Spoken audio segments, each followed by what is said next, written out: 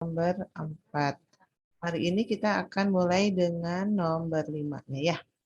Ya, nomor 5. Lambung dapat berfungsi sebagai kelenjar apakah? Nah, mungkin ada yang ingat lambung menghasilkan apa saja. Nah, di sini ada dua macam kelenjar istilahnya ya. Ada yang disebut dengan kelenjar endokrin.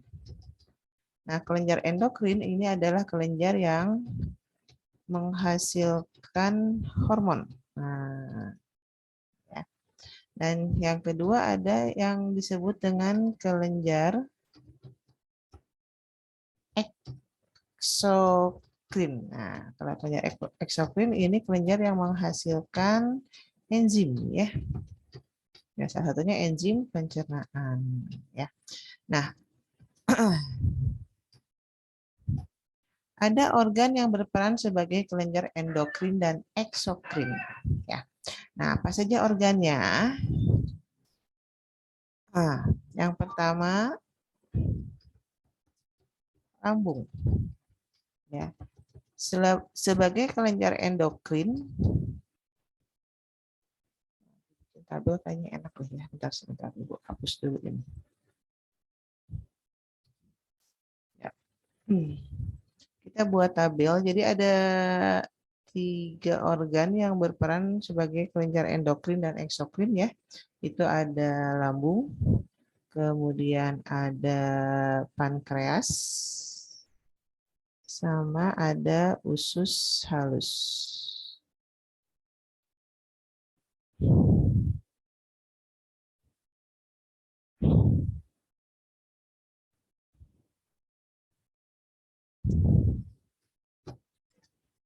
Endokrin, eksokrin.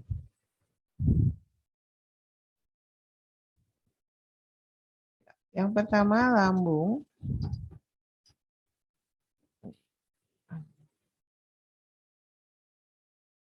Sebagai kelenjar endokrin, lambung itu menghasilkan hormon yang namanya hormon gastrin. Ya. Nah, sebagai kelenjar eksokrin dia menghasilkan enzim. Enzimnya apa saja? Ada pepsinogen. Ya.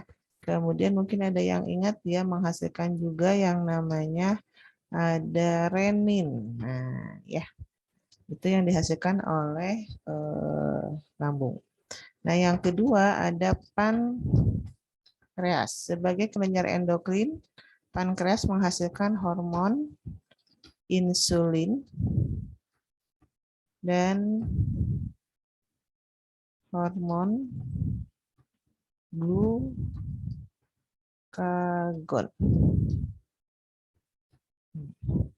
Nah, kemudian sebagai kelenjar eksokrin, nah dia menghasilkan enzimnya apa saja? Ada yang ingat?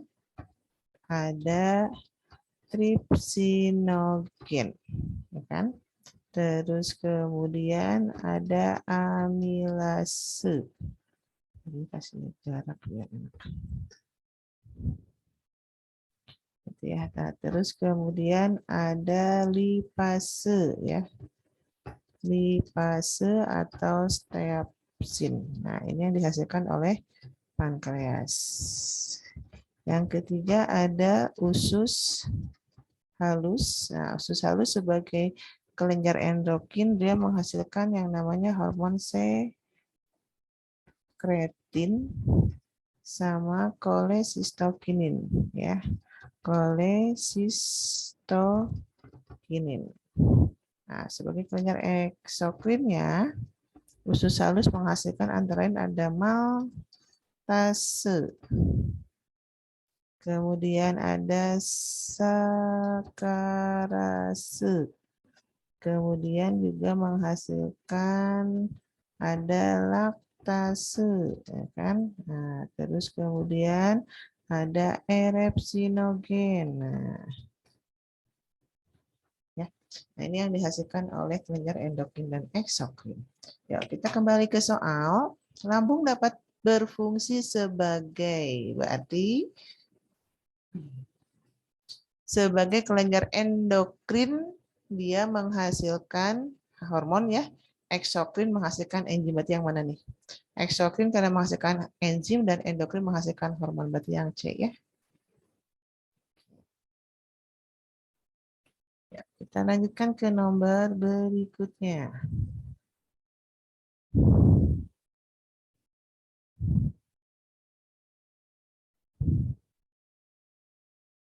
Berikut ini adalah enzim yang terkandung pada getah lambung dan berperan menggumpalkan kasein. Ayo. Pepsin ini pepsinogen ya. Pepsinogen ini akan diaktifkan menjadi pepsin. Ya, harus diaktifkan dulu menjadi pepsin. Renin ini yang menggumpalkan kasein. Lipase gastrik ini mencerna lemak ya, mengurai lemak menjadi asam lemak gitu ya.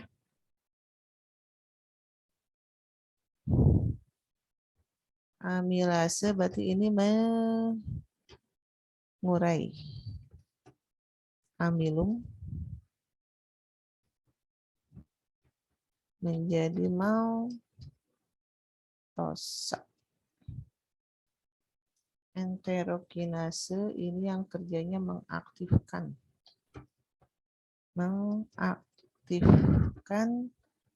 bisa mengaktifkan erepsinogen dan satunya lagi tripsinogen. Ya. Berarti yang menggumpalkan kasein ya udah pasti adalah renin ya.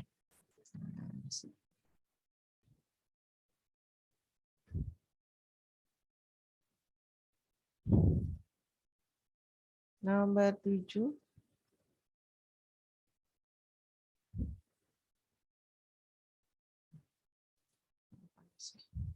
Pencernaan pepton menjadi asam amino di usus halus melibatkan enzim. Ya, kita lihat pencernaan protein lah ya. Pencernaan protein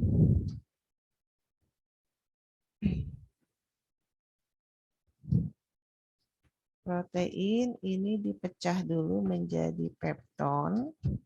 Nah, pepton nanti dipecah menjadi asam amino ya. Nah, yang memecah protein menjadi pepton itu adalah pepsin ya. Setelah pepsin itu dari pepsinogen ya, diaktifkan oleh HCl menjadi pepsin, pepton menjadi asam amino ini oleh erepsin gitu kan. Nah, berarti pepton menjadi asam amino di usus halus melibatkan berarti enzimnya adalah erepsin ya.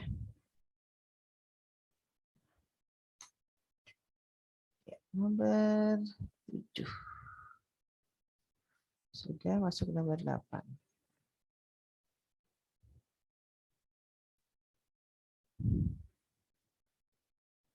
Pernyataan tentang hati yang berhubungan dengan pencernaan makanan. Hati itu kita kenal sebagai, disebutnya ini kelenjar pencernaan ya, bukan organ pencernaan tapi dia kelenjar pencernaan. Karena apa? Karena dia menghasilkan getah empedu atau cairan empedu yang berperan untuk mengemulsikan lemak ya. Jadi peranan hati sebagai kelenjar pencernaan adalah yang pertama menghasilkan cairan empedu ya, dan terlibat dalam pencernaan lemak ya. 1 dan 3, berarti jawabannya yang B. Kalau yang menghasilkan hormon kolesistokinin siapa? Itu usus halus ya. Yang menghasilkan enzim pencernaan ya itu tadi ya, ada lambung, ada pankreas, ada usus halus, tapi hati tidak menghasilkan enzim pencernaan ya.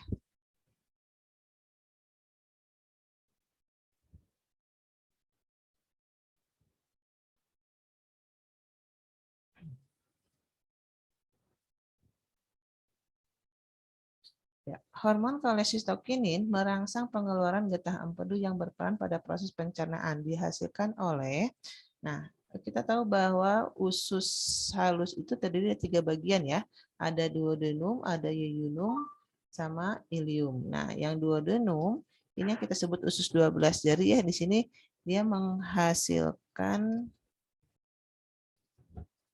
enzim dan hormon ya di duodenum itu.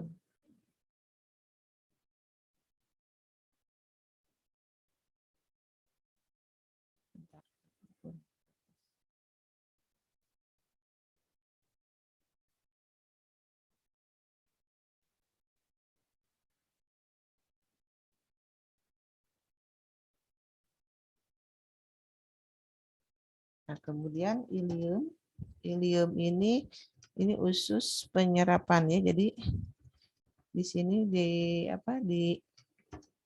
terjadi proses penyerapan zat-zat makanan.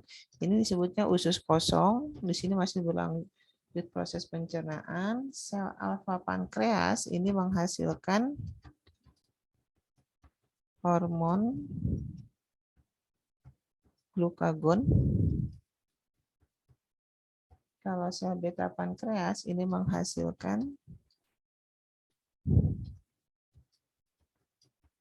hormon insulin. Ya. Nah, jadi yang hormon kolesistok ini dihasilkannya oleh siapa? Oleh usus halus. Di bagian mana? Ya di bagian duodenum. Silakan di screenshot dulu. Barangkali ada yang mau bertanya dulu, boleh. Ya.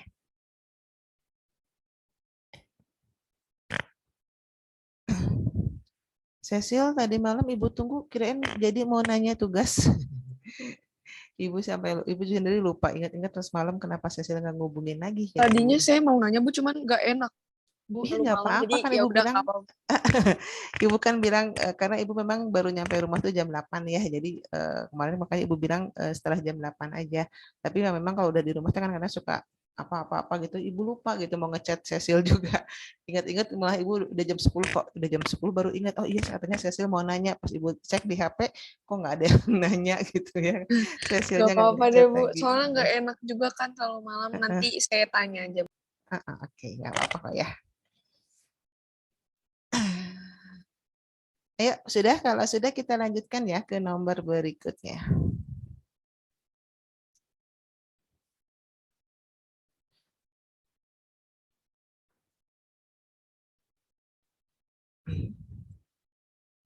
Ini udah ya, Ibu hapus.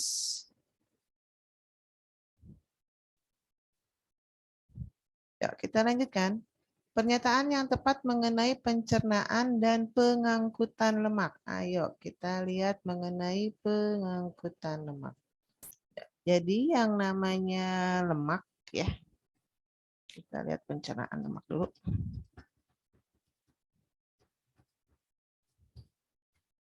Ya, jadi lemak itu harus dipecah dulu, bukan dipecah sih sebetulnya ya, di ini dulu diemulsikan dulu ya, diubah dulu menjadi emulsi lemak ya. Dari emulsi lemak baru nanti dipecah menjadi asam lemak ya dan gliserol. Ya. Lemak menjadi asam lemak atau menjadi emulsi lemak ini menggunakan empedu ya. Jadi nah ini fungsi cairan empedu di sini adalah untuk mengemulsikan lemak. Baru kemudian emulsi lemak dipecah menjadi asam lemak dan ini menggunakan strepsin atau nama lainnya adalah lipase gitu ya. Nah, kalau sudah dalam bentuk asam lemak dan gliserol seperti ini, nih, nah, ya, ini nanti akan diserap. Ini akan diserap usus halus ya. Oke, usus diserap usus halus. Nah, kemudian dia akan diangkut ya. Nah, jadi asam lemak dengan gliserol itu dia diubah dulu menjadi senyawa yang disebut dengan kilomikron ya. Jadi di sini asam lemak ya sama gliserol ini diubah dulu menjadi bentuk kilomikron ya. Kilomikron. Sebentar.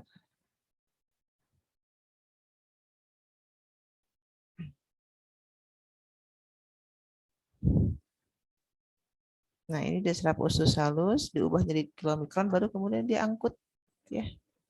Nah, yang kilomikronnya ini selanjutnya dia diangkut ya.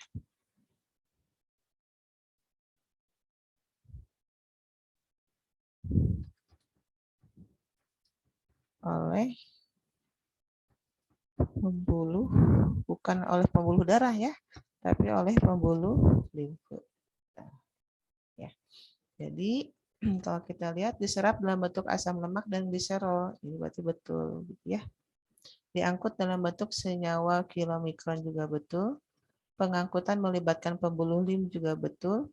Diangkut dari lambung menuju ke hati, salah ya, bukan dari lambung.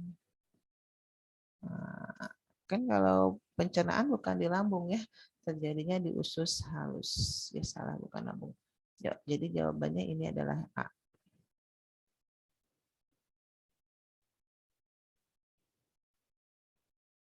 Kita lanjutkan ke soal berikutnya.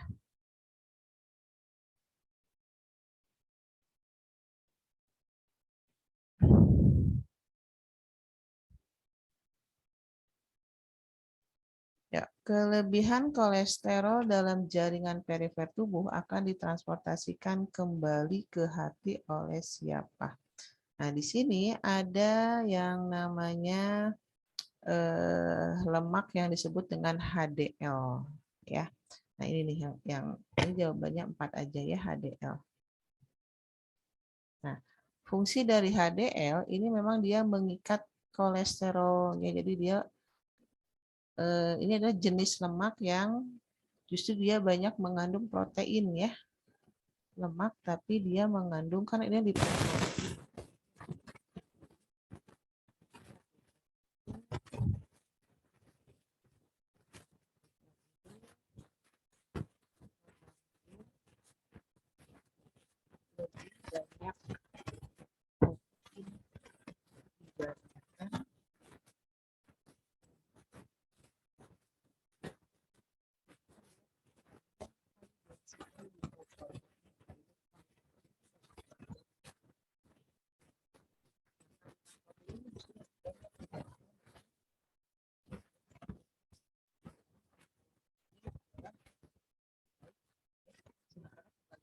density lipoprotein itu lebih banyak lemaknya, makanya biasa disebut dengan istilah lemak jahat gitu ya. Nah, HDL ini memang bisa berfungsi adalah mengikat kelebihan ya, kelebihan kolesterol. Gitu. Jadi jawabannya nomor 11 ini 4 saja.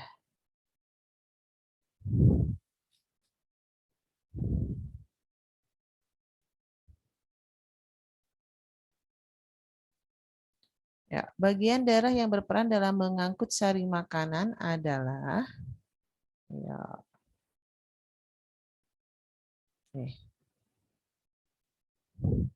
Kalau sel darah, nah sel darah itu diangkut oleh siapa? Nah, ini deh. Sel darah fungsinya untuk apa ya? Tergantung ya. Kalau misalnya sel darah merah mengangkut apa istilahnya?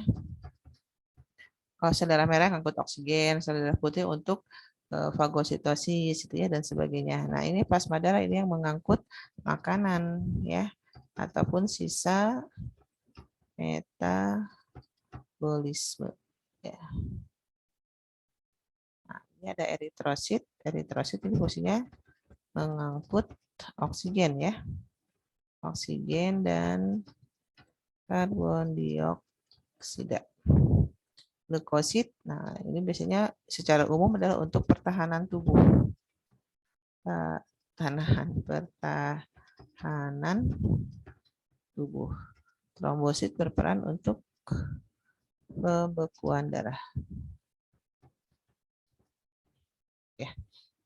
Jadi yang berperan mengangkut makanan itu adalah plasma darah. Ayo, 3 lagi.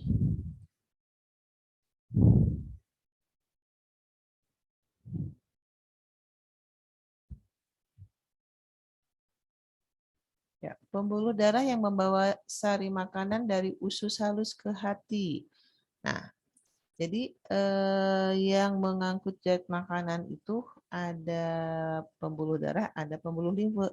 Jadi kalau karbohidrat ya, jadi dalam bentuk monosakaraida, misalkan ini glukosa, terus fruktosa sama galaktosa. Nah, ini diangkutnya oleh pembuluh yang namanya vena porta hepatica. Nah, ya. Sementara kalau lemak tadi ya, asam lemak sama gliserol.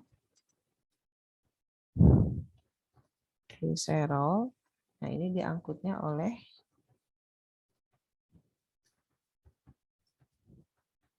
pembuluh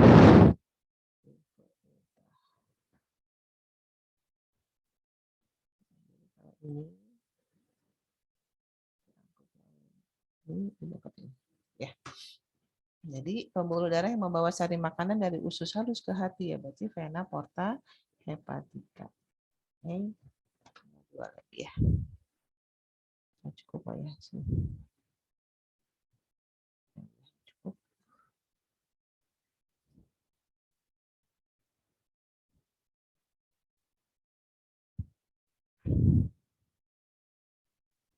Terus ini dia 14-nya, ada 15 11 ini.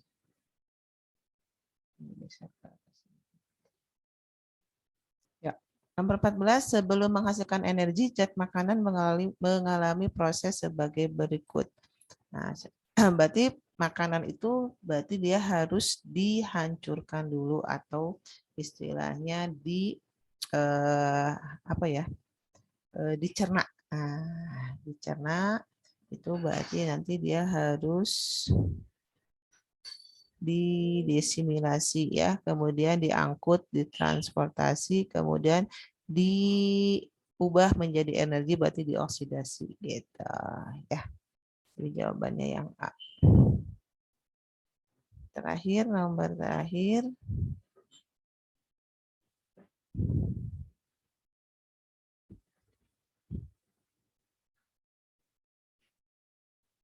Berikut beberapa gangguan yang berhubungan dengan sistem pencernaan, kecuali, ayo kita lihat satu persatu ya. Konstipasi itu ini sama dengan sembelit ya. Jadi ini feses terlalu padat. Nah, sehingga dia susah buang air. Gastritis ini peradangan pada lambung, gastrik itu lambung.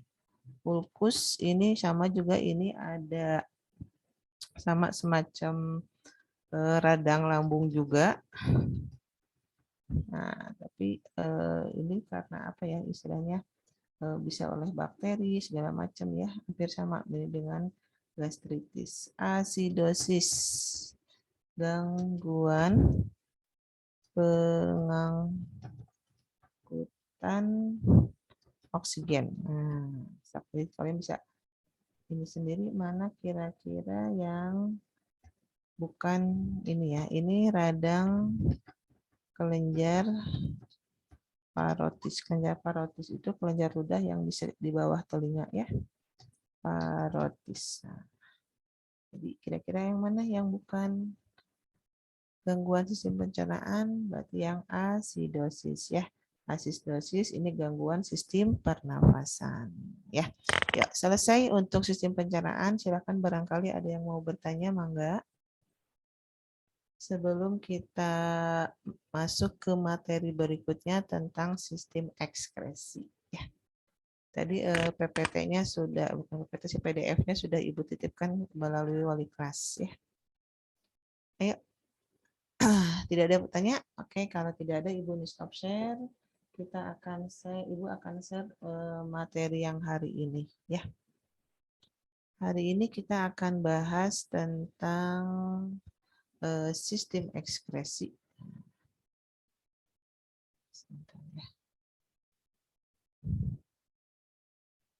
Iya, sudah ada di layar belum? Udah ya. Oke, ya. Kita akan bahas sekarang sistem ekskresi pada manusia. Ya. Nah, jadi pada manusia itu sebetulnya sistem ekskresi itu merupakan salah satu bagian dari proses pengeluaran zat, gitu ya. Jadi ada 3 hal yang proses yang berhubungan dengan pengeluaran zat ya. Ada yang disebut dengan ekskresi, ada yang disebut dengan defekasi, sama ada yang disebut dengan sekresi. Bedanya apa?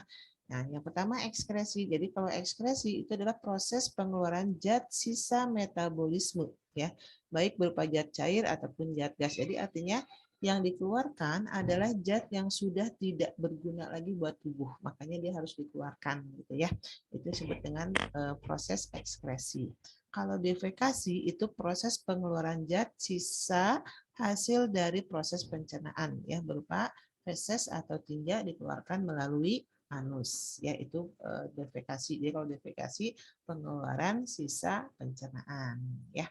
Yang ketiga ada sekresi. Sekresi itu pengeluaran oleh sel atau kelenjar yang berupa getah dan masih digunakan oleh tubuh untuk proses lainnya, ya misalnya pengeluaran enzim, pengeluaran hormon ya, atau pengeluaran lendir, mukus, itu yang bisa digunakan oleh tubuh gitu ya. Nah, itu istilahnya adalah sekresi ya.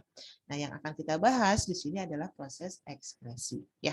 Nah, ada 5 organ ekskresi, yaitu ada kulit, paru, hati, usus besar, dan ginjal. Tapi yang Ibu bahas ada 4 ya, karena usus besar dia hanya nggak banyak referensi ya, jadi hanya dikatakan dia mengeluarkan logam berat ini ya. Jadi kulit dikatakan organ ekskresi karena dia mengeluarkan keringat. Ya, paru-paru dikategorikan sebagai organ ekskresi karena dia mengeluarkan CO2 dan H2O. Hati mengeluarkan bilirubin, usus besar mengeluarkan logam berat, dan ginjal mengeluarkan urin. Ya, ya kita mulai dari kulit dulu ya. Kita mulai dari kulit ya. Fungsi dari kulit itu diantaranya sebagai organ ekskresi ya.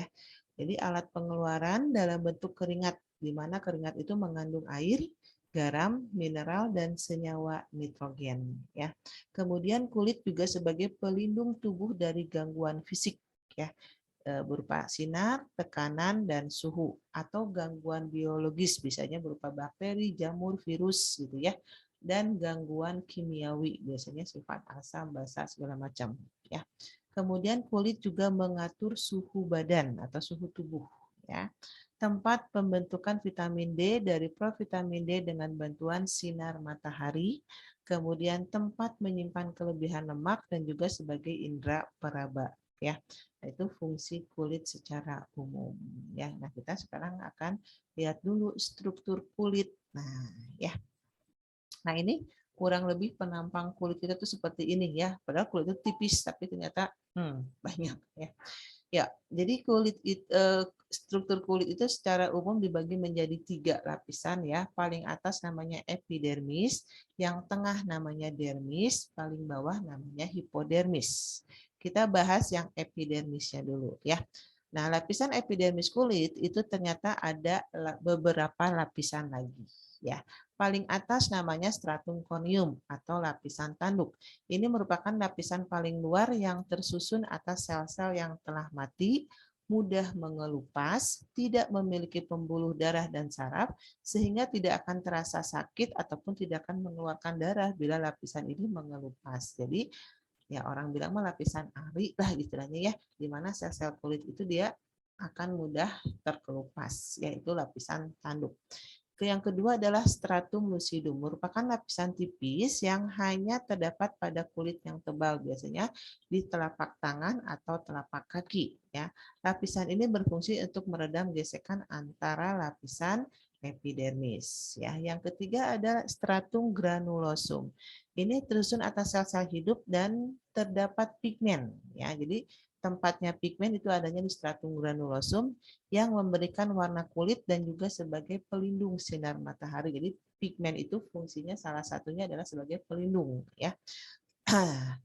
Kemudian ada stratum spinosum, ini berperan dalam menciptakan keratin, yaitu bahan pembentuk sel kulit, rambut, dan kuku. Terakhir paling bawah itu ada stratum germinativum atau stratum basal, ya, di mana tersusun atas sel-sel yang aktif membentuk sel-sel baru. Nah, stratum germinativum itu jadi sebenarnya fungsinya adalah untuk membentuk, dia fungsinya membelah gitu ya, untuk membentuk sel-sel kulit yang baru, ya. Nah, ini untuk lapisan epidermis. Nah, kemudian lapisan dermisnya. Di lapisan dermis itu bisa kita temukan ada pembuluh darah, ya. Fungsi pembuluh darah kan untuk mengangkut zat makanan. Zat makanan ini fungsinya untuk memberi makan rambut gitu ya, supaya rambut tumbuh. Nah, kemudian ada kelenjar keringat di mana dia akan menghasilkan keringat yang dikeluarkan melalui pori-pori kulit. Kemudian ada ujung saraf. Nah, di ujung saraf terdiri dari ada corpusculus Pacini, ya, Pacini ini untuk reseptor tekanan, ada Meissner untuk reseptor rabaan atau sentuhan, ada Ruffini untuk reseptor panas, ada reseptor nyeri, dan juga ada Krauss untuk reseptor dingin. Nanti mengenai reseptor ini akan lebih dibahas di sistem saraf, ya. Nah, kemudian di lapisan dermis juga kita temukan yang namanya kelenjar minyak, ya, yang berfungsi menghasilkan minyak untuk meminyaki rambut dan kulit agar tidak kering, ya. Kemudian ada kantung rambut yang merupakan tempat tertanamnya akar rambut. Nah, bagian paling bawah dari kulit itu adalah lapisan subkutan atau hipodermis. Biasanya di lapisan ini banyak mengandung pembuluh darah dan juga sel-sel lemak, gitu ya. Nah, ini struktur kulit.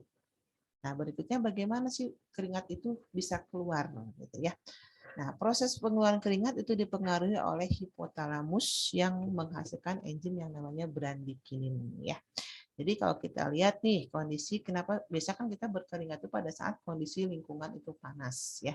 Jadi pada saat suhu lingkungan itu meningkat, ya, maka suhu darah juga ini seakan-akan ikut naik, gitu ya. Kan kita misalkan suhu tubuh kita itu kan kurang lebih adalah 36, gitu ya. Nah, pada saat suhu lingkungan itu panas, ya, maka suhu tubuh kita itu juga akan ikut meningkat. Nah, ini nanti dia akan memberikan sinyal ke hipotalamus, ya, di mana hipotalamus akan mengeluarkan, ya, hormon. Aduh, gitu, maaf, ini ada.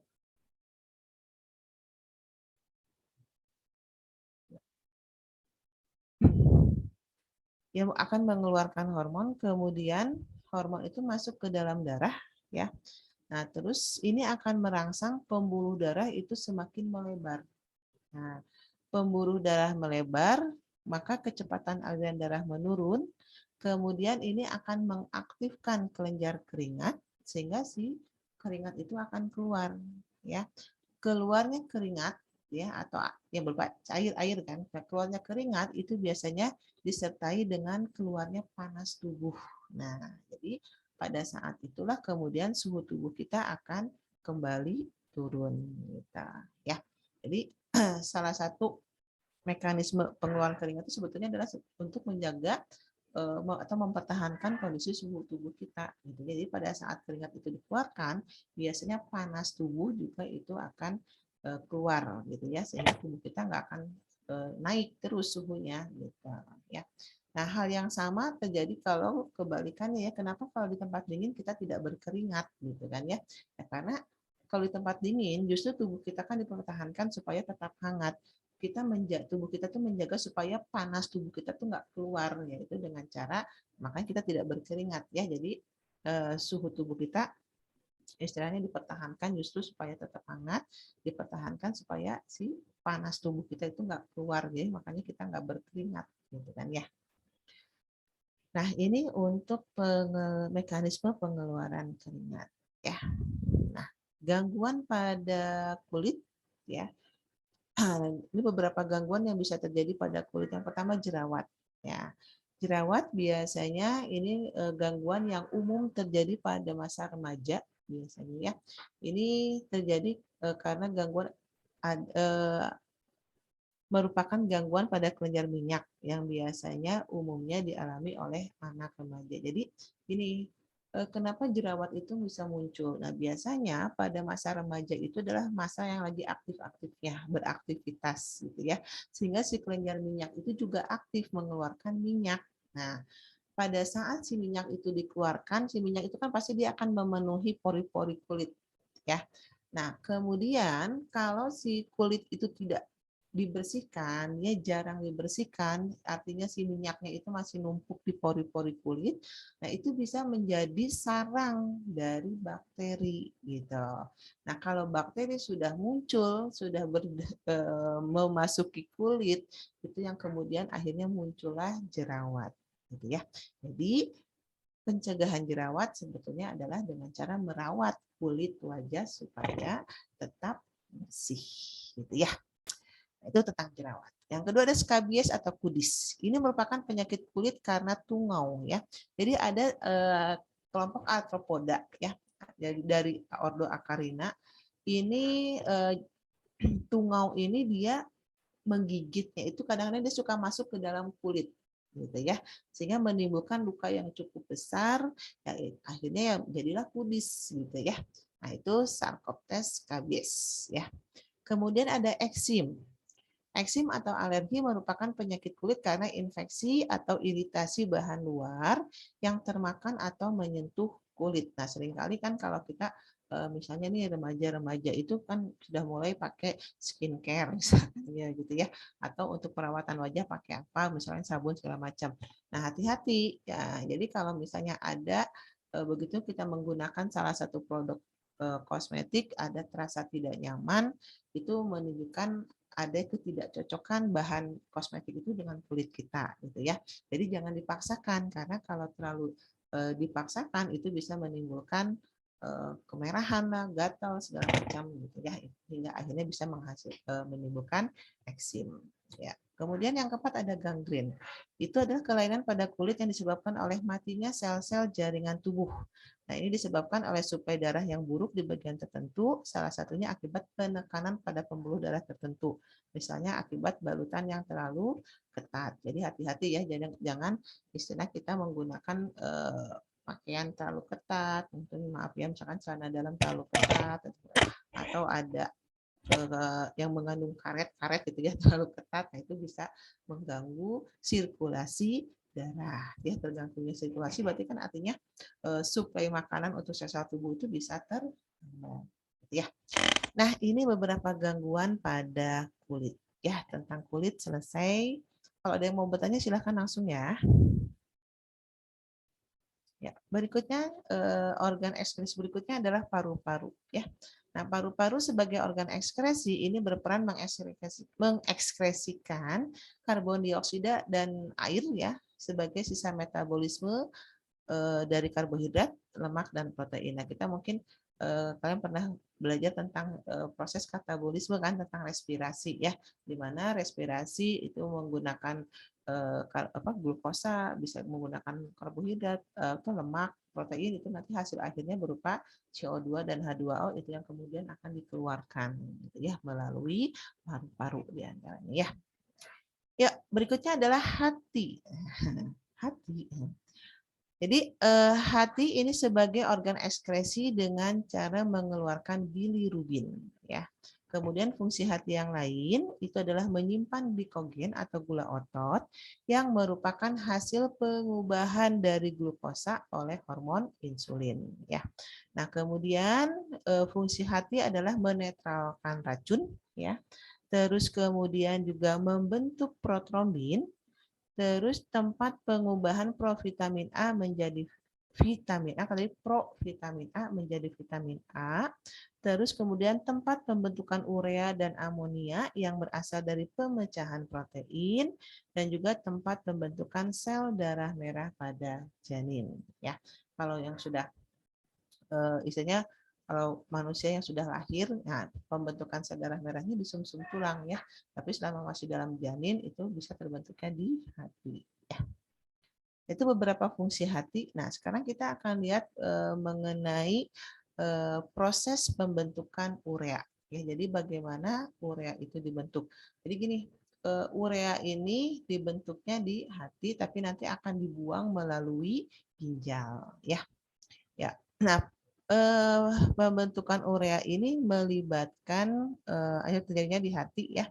Nah, jadi pertama kali terjadinya ini adalah di dalam mitokondria ya.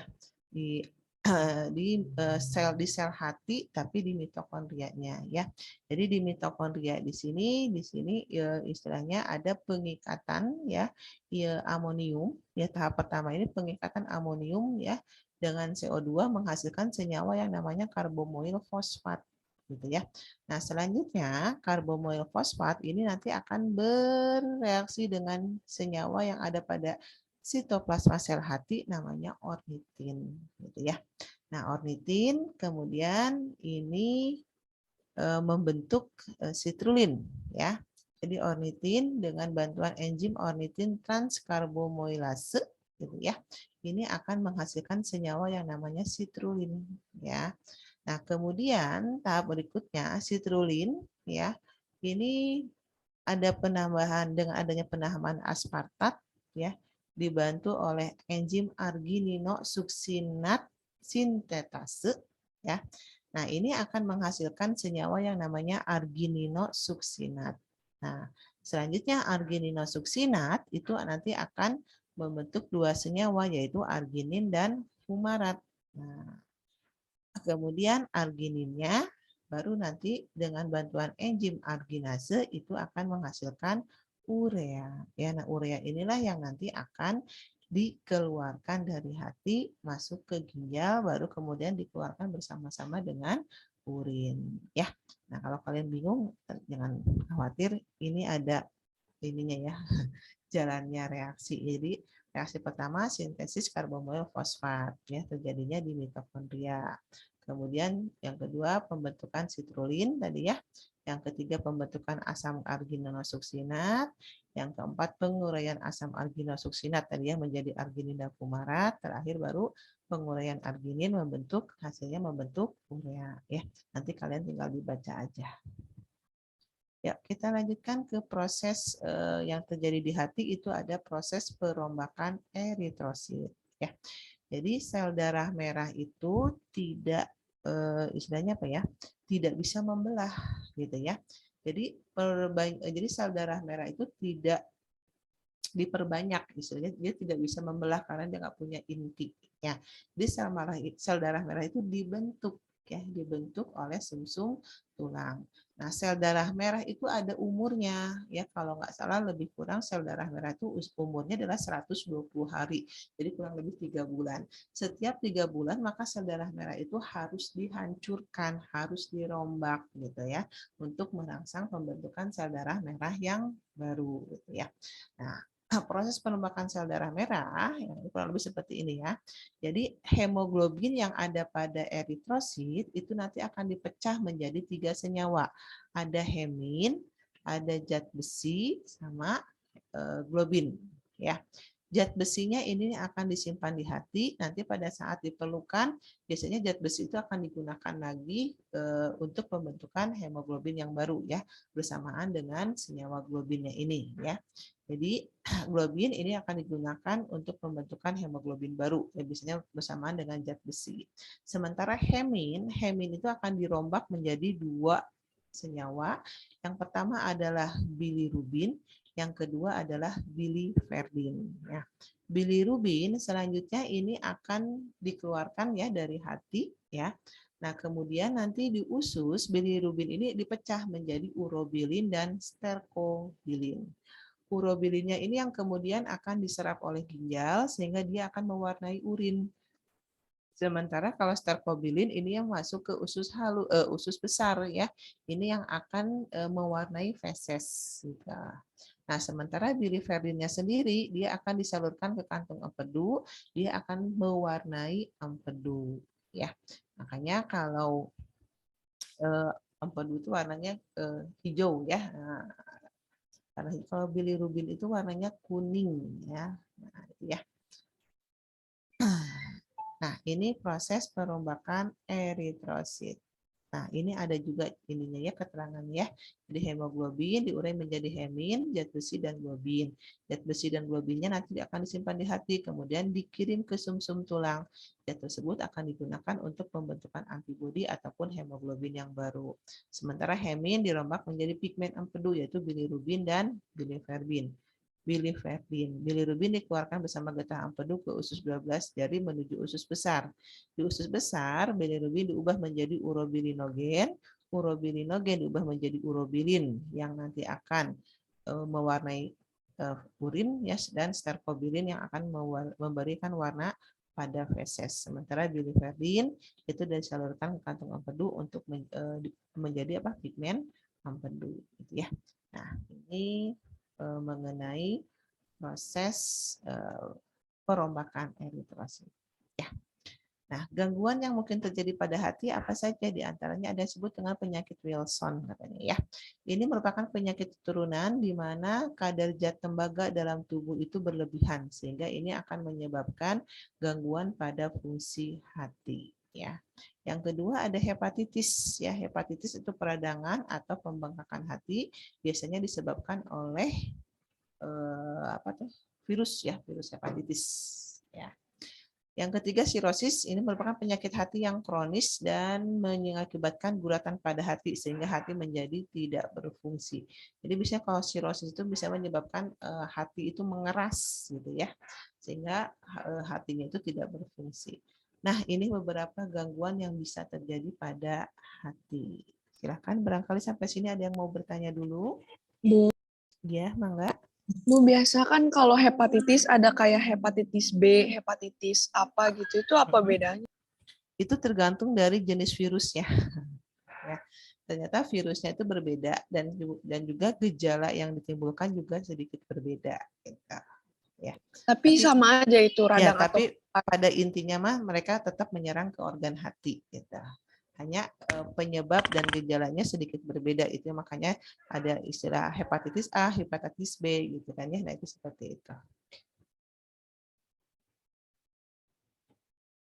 Ya, ada lagi barangkali yang mau bertanya? Ya. Ya, kalau tidak ada kita lanjutkan ke organ yang terakhir ya, yang paling utama yang yang menjadi organ ekskresi itu adalah ginjal. Ya. Ya. Kita bahas sekarang tentang ginjal. Manusia memiliki sepasang ginjal yang letaknya di rongga perut sebelah kanan dan kiri ruas tulang belakang.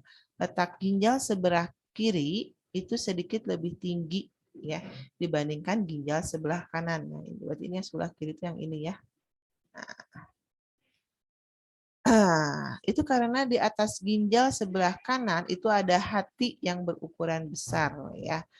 Bentuk ginjal itu sebesar biji kacang berwarna merah keunguan dengan panjang kurang lebih 10 cm dan beratnya kurang lebih 200 gram.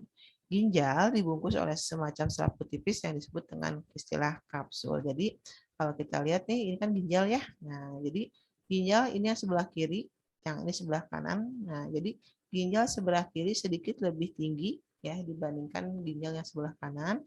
Karena kalau yang sebelah kanan di sini kan ada hati sebetulnya ya. Nah, di atas ginjal sebelah kanan itu ada hati yang ukurannya cukup besar sehingga ini agak ke bawah ya. Nah, kemudian dari ginjal itu dia berhubungan ada saluran penghubung dengan kantung urin ya. Ini kantung urin itu namanya ureter. Nah, nanti dari kantung urin itu akan dikeluarkan melalui uretra. Nah, jadi jangan ketukar ya. Ada ureter, ada uretra. Jadi kalau ureter itu yang menghubungkan ginjal dengan vesika urinaria, kalau uretra itu yang saluran yang mengeluarkan urin ya dari vesika urinnya nanti keluar dari tubuh. ya. Ya, apa sih fungsi ginjal? Nah, fungsi ginjal diantaranya yang pertama adalah menyaring zat-zat sisa metabolisme dari dalam darah yang dikeluarkan dalam bentuk urin. Ya. Yang kedua, mempertahankan dan mengatur keseimbangan air dalam tubuh, kemudian menjaga tekanan osmosis dengan cara mengatur konsentrasi garam dalam tubuh. Ya. Kemudian mempertahankan keseimbangan kadar asam dan basa dengan cara mengeluarkan kelebihan asam dan basa melalui urin, ya. Nah, kemudian yang terakhir mengeluarkan sisa-sisa metabolisme, misalnya berupa urea, kreatinin, amonia dan amonia melalui urin, ya. Nah, ini fungsi ginjal. Nah, sekarang struktur ginjal, ya.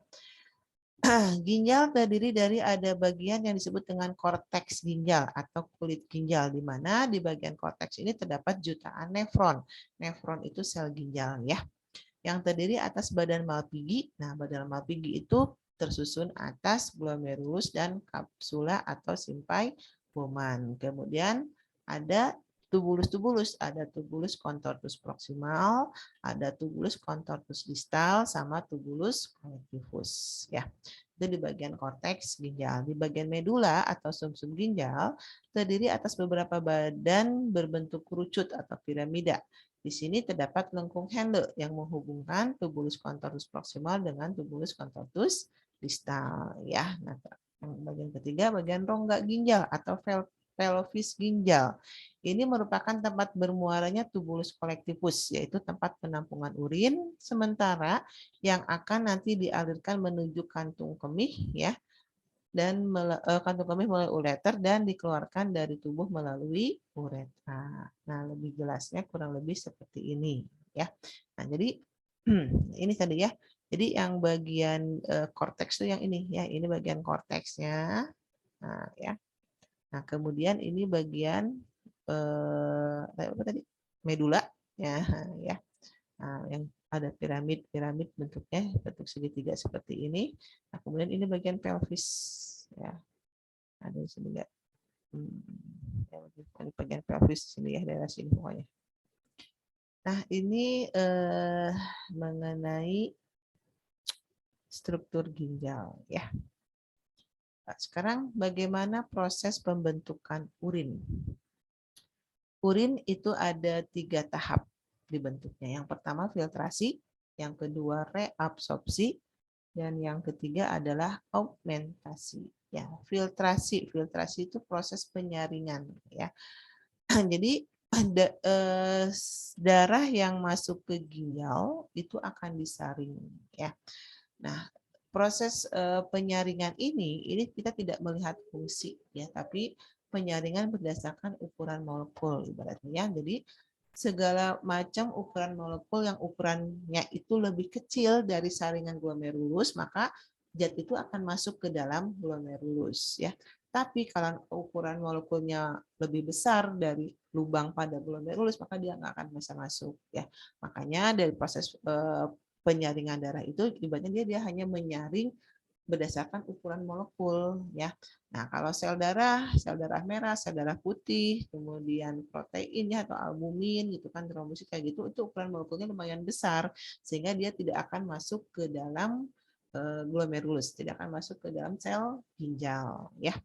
Nah, hasil penyaringan itu disebut dengan istilah urin primer. Nah, mana urin primer ini mengandung masih ada air, ada glukosa, ada asam amino, garam, mineral, urea, ya, mungkin ada sisa obat, masih ada vitamin, ya, kelebihan vitamin gitu kan, ya.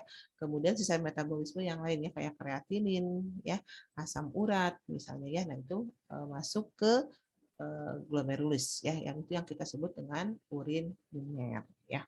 Nah, berikutnya urin primer itu masuk ke tubulus contortus proximal. Di sini terjadi proses reabsorpsi, penyerapan kembali, ya. Apa yang diserap kembali? Yang diserap kembali itu adalah zat-zat yang masih bisa bermanfaat buat tubuh. Nah, misalnya apa? Nah, tadi kan di urin primer masih ada glukosa kan? Masih ada asam amino. Nah, itu berarti zat itu sebetulnya masih bisa dimanfaatkan oleh tubuh kita, maka itu kembali diambil kembali gitu ya, dikembalikan lagi ke darah. Nah, itu banyaknya prosesnya namanya reabsorpsi ya. Itu terjadinya di tubulus contortus proximal. Nah, nanti sisa zat yang tidak yang tidak direabsorpsi gitu ya istilahnya ya. Nah, itu disebut dengan istilah urin sekunder ya. Nah, zat yang direabsorpsi di antara lain ada air, ada mineral, ada glukosa, ada asam amino. Nah, proses reabsorpsi air di ginjal itu dipengaruhi oleh hormon yang namanya hormon ADH ya, anti diuretik hormon ya. Nah, ADH ini fungsinya adalah untuk meningkatkan reabsorpsi air di ginjal ya. Nah, biasanya tanpa ADH maka proses penyerapan ginjal itu dia menjadi kurang. Karena proses penyerapan airnya jadi kurang, maka biasanya volume urin itu akan meningkat. Itu yang nanti biasa kita sebut dengan istilah diabetes insipidus gitu ya. Jadi volume urinnya itu sangat banyak akibat proses penyerapan airnya terhambat ya karena kekurangan hormon ADH ya. Nah, itu proses reabsorpsi penyerapan kembali. Nah, urin sekunder yang tadi terjadi ya dilakukan di tubulus proksimal sampai lengkung Henle gitu ya. Nah, masuk ke tubulus distal ya. Nah, di sini pengeluaran zat sisa yang tidak berguna jadi proses augmentasi itu pengeluaran zat sisa yang sudah tidak berguna yang tidak bisa lagi disimpan. Jadi proses pengeluaran dikumpulkan kemudian dibuang gitu ya. Terjadinya di tubulus contortus distal dihasilkan urin yang sesungguhnya ya. Di mana komposisi urin itu ya sebagian besar adalah air, ada urea, ada garam, kemudian mungkin sisa-sisa obat, ya sisa-sisa zat yang kita makan, kafein lah, vitamin lah, mungkin segala macam itu yang nanti kemudian akan dibuang, ya dikeluarkan bersamaan dengan urin, gitu ya. Ya, berikutnya, nah ini tadi yang struktur sel ginjal atau nefron, ya.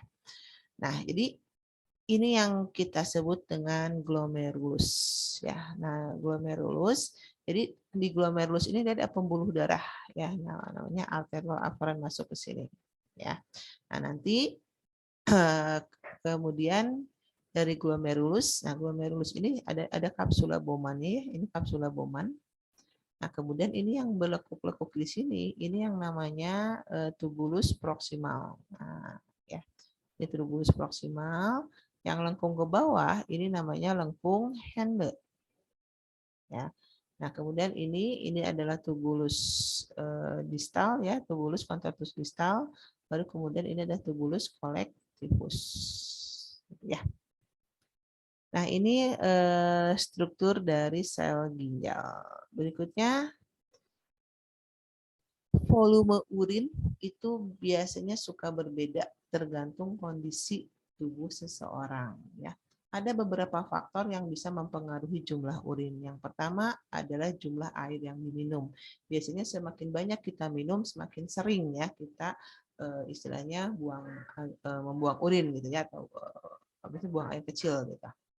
Kemudian banyaknya garam yang harus dikeluarkan dari darah agar osmosis seimbang. Nah, jadi banyak sedikitnya garam dan juga mineral itu juga mempengaruhi volume urin ya.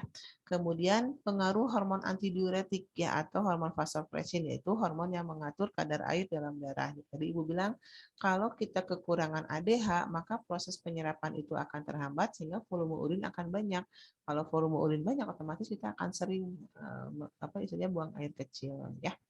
Iklim, musim atau cuaca. Ketika musim hujan atau dingin, biasanya produksi urin akan berlebih. Sementara kebalikannya, pada musim kemarau atau panas, produksi urin akan berkurang. Ya, jelas ya. Jadi kalau dalam kondisi hujan atau kondisi dingin, kita kan tidak berkeringat, gitu ya. Karena kita tidak berkeringat, maka kelebihan cairan tubuh itu pasti akan dikeluarkan lebih banyak melalui urin, ya karena kita tidak berkeringat. Nah, tapi kalau di musim panas, nah sebagian kelebihan air itu kan kita buang melalui keringat. Nah, sehingga volume di urin menjadi lebih sedikit ya. Obat-obatan, alkohol ini juga bisa mempengaruhi jumlah urin, stimulus atau saraf ya ini juga mempengaruhi jumlah urin. Ya, tinggal bagian terakhir dari sistem ekskresi adalah gangguan atau kelainan yang bisa terjadi pada sistem ekskresi ya. Pada ginjal sebetulnya ya. Ya, yang pertama adalah albuminuria. Ya, albuminuria itu adalah urin mengandung albumin. Albumin itu protein ya. Ini bisa disebabkan karena kerusakan pada glomerulus. Tadi ingat bahwa glomerulus itu kan saringan. Jadi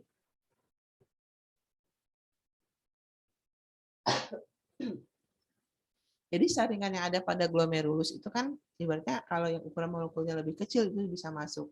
Nah, albumin ini ukurannya kan besar, jadi dia lebih besar dari lubang pada glomerulus. Tapi kalau ternyata albumin ini bisa lolos, bisa masuk sampai masuk ke ginjal, itu menunjukkan bahwa ada kerusakan di glomerulusnya. Gitu. Jadi saringannya mungkin ada yang bocor gitu kan ya.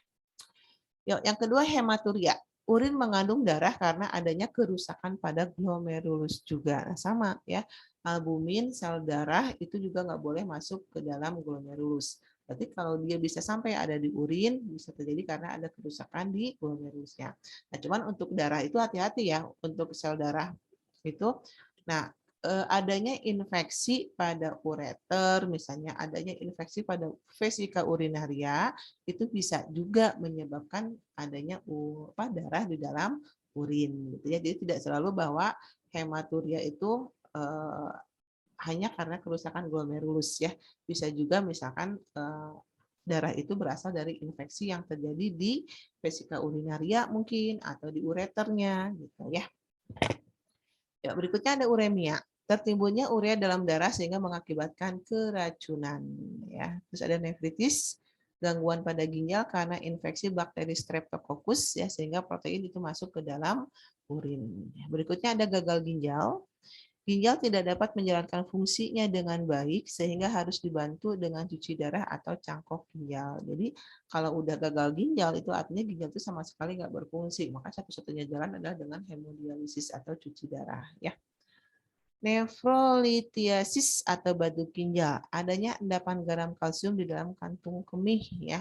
Nah, sebetulnya bukan dari kantung kemih, dari ginjalnya itu sendiri juga bisa ya. Jadi eh, kenapa sih bisa terbentuk batu di dalam tubuh kita ya? Kan ada terbentuknya batu bukan hanya di ginjal, di empedu juga bisa ya.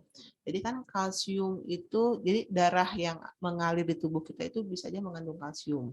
Nanti kalsium masuk ke dalam urin ya kan. Di dalam urin kalsium itu kalau gini, jadi gini, kalau urin itu sering tergenang di dalam ginjal, urin itu kan harusnya dari ginjal itu mengalir ya, dari ginjal mengalir ke ureter kemudian ditampung di vesika urinaria gitu ya. Nah, tapi kalau vesika urinarianya udah penuh, maka urin itu tidak mengalir dari ginjal gitu kan ya. Nah, urin itu bisa tergenang ya. Urin bisa tergenang di ginjal. Nah, kemudian endapan-endapan ya, jadi yang ada larutan-larutan yang ada di dalam urin itu dia bisa mengendap sedikit-sedikit. Salah satunya adalah kalsium gitu ya. Kalsium yang mengendap mungkin awalnya hanya ya istilahnya halus ya, butiran debu gitu ya. Nanti tapi lama-lama dia bisa bertambah banyak jadi butiran pasir. Nanti butiran pasir tambah banyak lagi jadi membentuk sebesar kerikil gitu ya. Akhirnya terbentuklah batu ginjal. Ya jadi hati-hati jangan sering menahan pipis gitu ya. Nah, nggak boleh kita menahan pipis karena takutnya itu tadi bisa menyebabkan adanya endapan kalsium ya.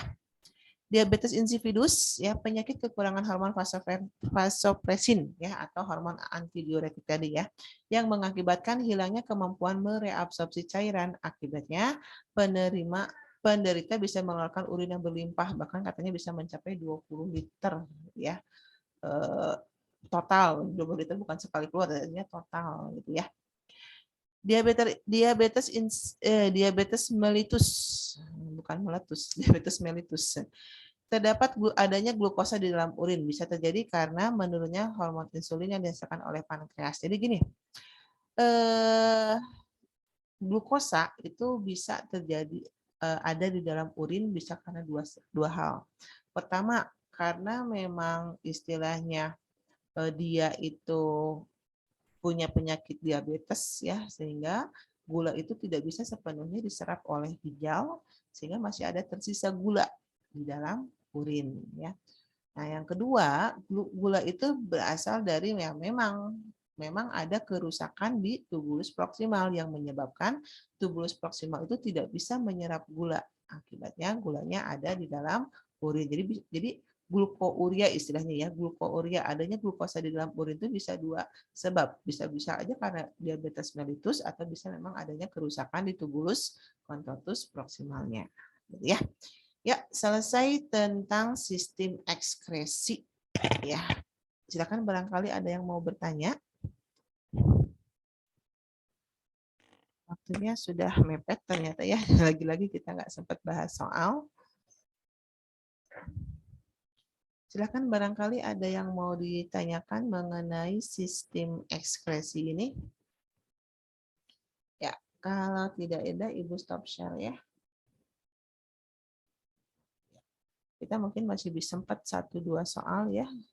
Kita bahas. Ibu, kalau Ya. glukosa bisa sampai masuk ke urin itu berarti yang rusaknya itu di tubulus, Bu? Bisa. Jadi sekali lagi kan kalau yang namanya glukouria ya, jadi adanya glukosa di dalam urin itu bisa dua sebab. Pertama karena dia memang punya penyakit diabetes mellitus, yang kedua bisa karena kerusakan pada tubulus contortus proximalnya. Makanya harus dilihat dulu riwayatnya adanya glukosa dalam urin itu apakah dia memang punya riwayat diabetes atau tidak. Kalau memang dia punya riwayat diabetes, ya berarti sebetulnya proksimalnya itu yang baik-baik aja. Hanya kalau orang diabetes itu kan mungkin kadar glukosanya tinggi ya. Nah, kadar glukosa tinggi itu menyebabkan si tubus proksimal itu tidak bisa sepenuhnya menyerap glukosa yang ada di urin tadi karena proksimal itu memiliki batas istilahnya dia memiliki batas maksimal berapa glukosa yang bisa dia serap gitu ya. Nah, karena mungkin istilahnya orang yang diabetes itu kadar gulanya terlalu tinggi sehingga dia si glukosa itu nggak bisa sepenuhnya diserap gitu ya oleh si proksimal karena saking banyaknya akibatnya glukosanya masih ada di urin. Nah, itu kalau memang diabetes.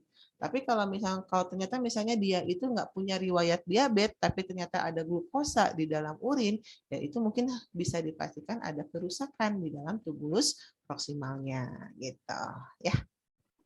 Oh iya. Terus kalau misalkan emang karena kadarnya tinggi gitu ya, Bu, glukosanya, apakah yang orang diabetes Kenapa? urinnya Putus-putus. kental gitu?